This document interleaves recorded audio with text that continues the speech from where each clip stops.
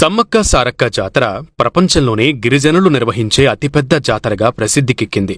భారతదేశంలో కుంభమేళా తర్వాత ఆ స్థాయిలో భక్తులు హాజరయ్యేది ఈ జాతరకే. ప్రతి 2 సంవత్సరాలకొకసారి మాఘశుద్ధ పౌర్ణమి నుండి 4 రోజుల పాటు అత్యంత వైభవంగా నిర్వహించే ఈ జాతరకు కేవలం మన తెలుగు రాష్ట్రాల నుండే కాక దేశంలోని అన్ని ప్రాంతాల నుండి అలాగే అన్ని విదేశాల నుండి కూడా భక్తులు కులమతాలకు అతీతంగా లక్షలాదిగా హాజరవుతారు. మరి గిరిజనులు తమ కులదైవంగా భావించే సమ్మక్క సారక్కలు ఎవరు? వీరి చరిత్ర ఏమిటి? ఆదివాసీలు అంతగా వీరిని ఎందుకు ఆరాధిస్తారు? అసలు ఈ జాతర ఎప్పుడు ఎలా ప్రారంభమైంది? ఇలా ఈ జాతరకు సంబంధించిన ప్రతి విషయాన్ని నేనిప్పుడు చెప్పబోతున్నాను.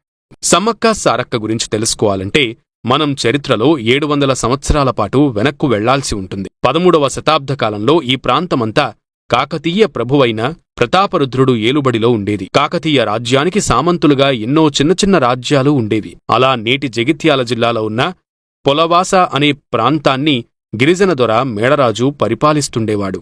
ఒకసారి మేడరాజు అడవిలోకి వేటకు వెళ్లిన సమయంలో అతడికి ఒక పెద్ద పుట్ట దగ్గర కేరింతలు కొడుతూ దివ్య తేజస్సుతో ఉన్న ఒక పసిపాప కనిపిస్తుంది. ఆ పసిపాపకు రక్షణగా పులులు సింహాలు చుట్టూ తిరుగుతూ ఉంటాయి. ఆ సన్నివేశం చూసి ఆశ్చర్యపోయిన మేడరాజు పరుగుపరుగున ఆ పసిపాప దగ్గరకు వెళ్లి ఆమెను ముద్దాడుతూ, ఆ కొండదేవర తల్లే పిల్లలు లేని నాకు, నన్ను, నా గూడెంలోని ప్రజలను చూసుకోవడానికి ఇలా పసిపాప రూపంలో కిందకు దిగి వచ్చిందని ఎంతో సంతోషపడి ఆ పాపను తన గూడానికి తీసుకొచ్చి మాఘశుద్ధ పౌర్ణమి రోజున ఆమెకు సమ్మక్క అని పేరు పెడతాడు. అలా ఆ కోయగూడెంలో పెరిగి పెద్దది అవుతున్న సమ్మక్క ఎంతో దివ్యత్వాన్ని ప్రకటిస్తూ ఉండేది. గిరిజనులను ఎంతో ప్రేమగా చూసుకుంటూ వారందరితోనూ ఆప్యాయంగా మెలిగేది. వారికి ఎలాంటి అనారోగ్యం వచ్చినా సరే సమ్మక్క ఇచ్చే ఆకు పసరుతో వెంటనే నయమైపోయేది. సమ్మక్కకు యుక్త వయసు రాగానే ఇక నుండి తాను గూడానికి అవతల ఉన్న దేవరగుట్టపైనే ఉంటానని మేడరాజుతో చెబుతుంది.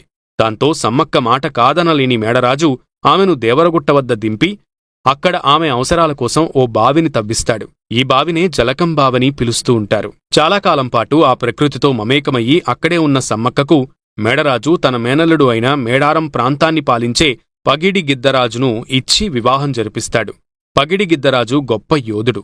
గిరిజనులందరినీ కన్నబిడ్డల వలె చూస్తూ వారికెలాంటి కష్టం రానియకుండా మేడారం ప్రాంతాన్ని పరిపాలిస్తూ ఉంటాడు. సమ్మక్క పగిడిగిద్దరాజుల దాంపత్య జీవితం ఎంతో సంతోషంగా సాగుతూ ఉంటుంది. వీరికి సారలమ్మ, జంపన్న, నాగులమ్మ అనే 3 సంతానం కలుగుతారు. సారలమ్మ అందంలోనూ తేజస్సులోనూ సమ్మక్కకు ఏమాత్రం తీసిపోయేది కాదు.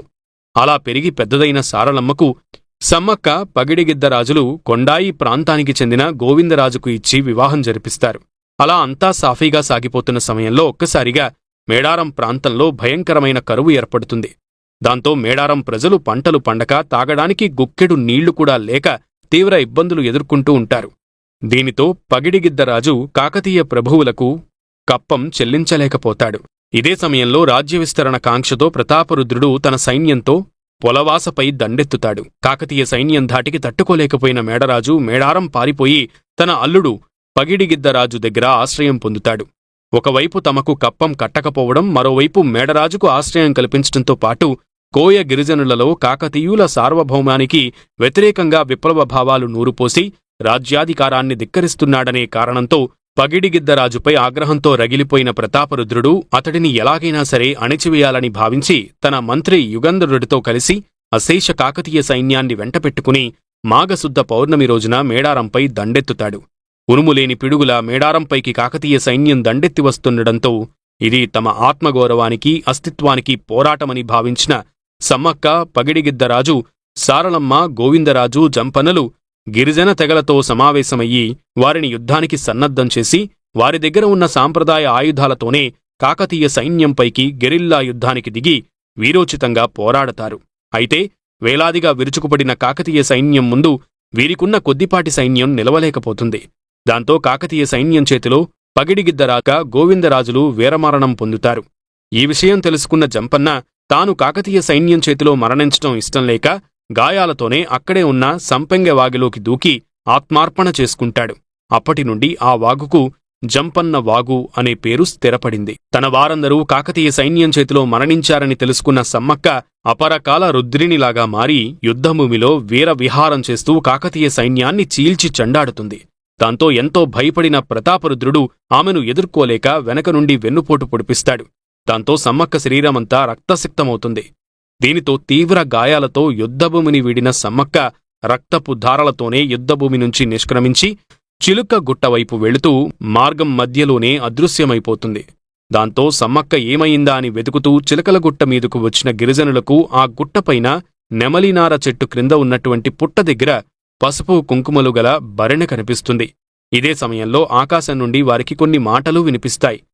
నేను మీ సమ్మక్కను. నేను మీ మధ్య భౌతికంగా లేకపోయినా సరే ఎప్పుడూ మీ మధ్యనే ఇక్కడే సంచరిస్తూ ఉంటాను. మీకు ఏ చిన్న కష్టం వచ్చినా సరే నన్ను ప్రార్థించగానే మిమ్మల్ని ఆదుకుంటానని పలుకుతుంది. దాంతో ఆ గిరిజనులందరూ తమ పసుపు కుంకుమల కాపాడడానికి ఆ తల్లే ప్రాణత్యాగం చేసిందని కన్నీరు కారుస్తారు. ఇదే రోజు రాత్రి ప్రతాపరుద్రుడికి కాకతీయుల ఆరాధ్యదైవమైన కాకతీదేవి కలలో కనిపించి అతడిపైన తీవ్ర ఆగ్రహం వ్యక్తం చేస్తూ అధికారం చేతిలో ఉందన్న అహంకారంతో కన్నూ మిన్నూ కానకుండా అమాయకులైనటువంటి అడవిబిడ్డలను కర్కశంగా చంపుతావా? ఇదే కొనసాగితే నీ అధికార దాహం నీ పతనానికి దారితీస్తుందని హెచ్చరించి అదృశ్యమైపోతుంది. ప్రతాపరుద్రుడికి సమ్మక్కే కాకతీదేవి రూపంలో ఆ మాటలు చెబుతున్నట్లు అనిపిస్తుంది.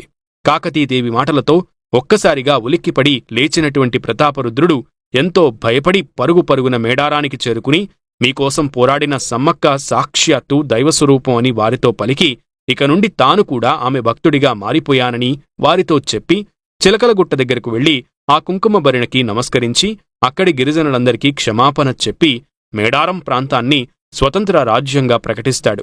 దాంతో తమ కోసం వీరోచితంగా పోరాడి ప్రాణత్యాగం చేసిన సమ్మక్క సారలమ్మ పగిడిగిద్దరాజులను తమను రక్షించడానికి వచ్చిన వనదేవతలుగా భావించిన గిరిజనులు అప్పటి నుండి తమ అస్తిత్వం కోసం ప్రాణాలు అర్పించిన సమ్మక్క సారలమ్మలకు గుర్తుగా మాఘశుద్ధ పౌర్ణమి రోజున ప్రతి 2 సంవత్సరాలకొకసారి జాతర చెయ్యడం ప్రారంభించారు. ఆ ఆనవాయితీ నేటికీ కొనసాగుతూ వస్తుంది. 4 రోజుల పాటు ఎంతో వైభవంగా ఈ జాతరలో మొదటి రోజైన మాఘశుద్ధ పౌర్ణమి నాడు మేడారానికి 3 కిలోమీటర్లు దూరంలో ఉన్న కన్నెపల్లె నుండి సారలమ్మ అమ్మవారిని గద్దెపైకి తీసుకువస్తారు.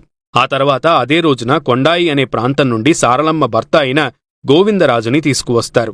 వీరిద్దరిని గద్దెలపైన ప్రతిష్ఠించిన తర్వాత పూనుకొండ అనే ప్రాంతం నుండి సమ్మక్క భర్త అయిన పగిడిగిద్దరాజును తీసుకువస్తారు. దీంతో మొదటి రోజు ఘట్టం పూర్తవుతుంది. ఆ తర్వాత కీలకమైన 2వ రోజునాడు ఈ జాతర మొత్తంలో కీలకమైన సమ్మక్క అమ్మవారిని మేడారానికి తూర్పు దిక్కున ఉన్న చిలుకల గుట్ట నుండి అమ్మవారికి ప్రతిరూపంగా భావించే కుంకుమ భరిణ రూపంలో గద్దెపైకి తీసుకువస్తారు. సమ్మక్క అమ్మవారిని చిలకలగుట్ట నుండి గద్దెపైకి తీసుకువచ్చే సమయంలో భక్తులందరూ పూనకాలతో ఊగిపోతారు. ఆ ప్రాంతమంతా సమ్మక్క సారక్కల నామస్మరణలతో మారుమ్రోగిపోతుంది.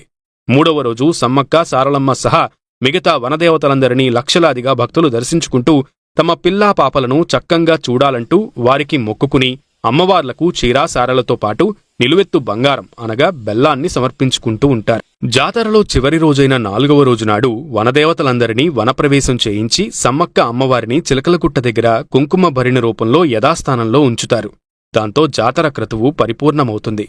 4 రోజుల పాటు అత్యంత వైభవంగా జనసందోహం మధ్య జరిగే ఈ మహాజాతరకు కులమతాలకు అతీతంగా వనదేవతలను దర్శించుకోవడానికి మన 2 తెలుగు రాష్ట్రాల నుండే కాక పొరుగున ఉన్న మహారాష్ట్ర, ఒరిస్సా, ఛత్తీస్గఢ్, మధ్యప్రదేశ్ తదితర రాష్ట్రాల నుండి భక్తులు మేడారానికి వస్తారు. జాతరకు 10 రోజుల ముందు నుండే ఇక్కడ జాతరకు సంబంధించిన క్రతువు అనేది మొదలవుతుంది.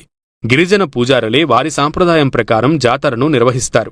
మేడారానికి వచ్చిన భక్తులు ముందుగా జంపన్న వాగులో స్నానం చేసి అనంతరం అమ్మవార్లను దర్శించుకుంటారు. గిరిజనుల ఆరాధ్య దైవమైన సమ్మక్క అమ్మవారు ఇప్పటికీ చిలకలగుట్టపైనే సంచరిస్తూ ఉన్నారని గిరిజనులు విశ్వసిస్తారు. జాతర క్రతువులో భాగంగా 2వ రోజు గిరిజన తెగకు చెందిన వడ్డెల బృందం అమ్మవారిని గద్దెపైకి తీసుకురావడానికి చిలుకలగుట్టపైకి వెళుతుంది. అలా కొంత దూరం వెళ్లిన తర్వాత మిగతా బృందాన్ని అంతా అక్కడే ఆపేసిన ప్రధాన వడ్డె పూజారి రహస్యమైన కొన్ని పూజా ద్రవ్యాలను తీసుకుని అడవిలో అలా నడుచుకుంటూ వెళ్లి ఒక నిగూఢమైన ప్రదేశంలో అమ్మవారికి పూజలు నిర్వహించి ఆమెను కుంకుమ భరిణలోనికి ఆవాహన చేసి గద్దెపైకి తీసుకువస్తారు. ఈ సాంప్రదాయమనేది ఎన్నో వందల సంవత్సరాలుగా ఎంతో రహస్యంగా కొనసాగుతూ వస్తుంది. అమ్మవారు ఇక్కడ కొలువుదీరి ఉన్నారు కాబట్టే మేడారానికి అంతటి ఆకర్షణాశక్తి వచ్చిందని ఇక్కడి గిరిజనులు నమ్ముతారు. ఈ వీడియో గనక మీకు నచ్చినట్లయితే లైక్ చేయండి. మీ ఫ్రెండ్స్కి షేర్ చేయండి.